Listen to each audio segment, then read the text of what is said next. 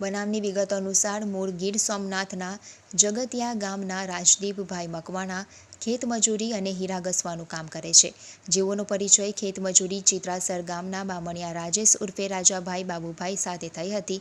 સુરત હીરા ઘસવા જતા ત્યાં પણ ઓળખાણને લઈને પરિચય વધ્યો હતો. દરમિયાન રાજેશ ઉર્ફે રાજાભાઈએ મિલિટરીમાં નોકરી આપવાની લાલચ આપી 7 લાખ રૂપિયાની વહીવટ કરવા જણાવ્યું હતું, જે સાંભળી રાજદીપભાઈ મકવાણા નોકરી મળવાની વાતને લઈને 7 લાખ રૂપિયા આપ્યા હતા.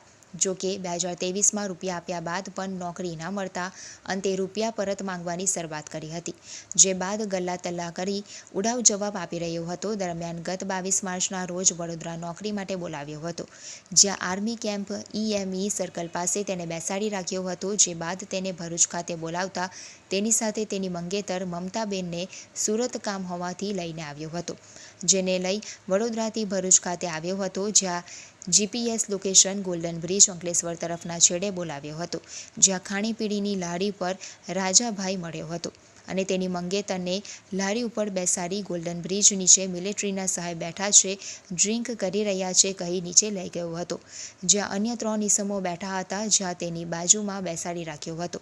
કલાકો સુધી બેસાડી રાખ્યા બાદ પણ કોઈ ના આવતા તે તેની મંગેતર પાસે જવાનું કહેતા જ તેને રોક્યો હતો. તેમ છતાં જવાનો પ્રયાસ કરતા જ રાજાભાઈ જોડે રહેલ વિશાલ ગોસ્વામી અને અન્ય શીખ પાઘડી બાંધેલ ઈસમ તેમજ એક ઈસમે તેને પાછળથી પકડી લીધો હતો અને ગળું દબાવી તેના માથામાં સળિયાના ફટકા મારી અધમુઓ કરી દીધો હતો. લોહી લુહાણ હાલતમાં ત્યાં જ પડ્યો હતો. જે વચ્ચે મંગેતરનો ફોન આવતા જ સાહેબ જોડે વાત કરે છે કહી ફોન પણ પોતાની પાસે રાજાભાઈએ રાખી લીધો હતો.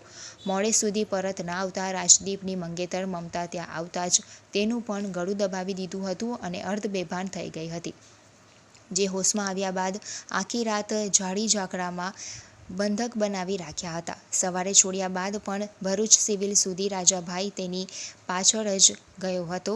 ત્યાં મકાનનું કામ કરતી વખતે ઈંટ વાગી હોવાનું કહ્યું હતું અને જો પોલીસ કે અન્ય કોઈને કહેશે તો જાનથી મારી નાખવાની ધમકી આપી હતી.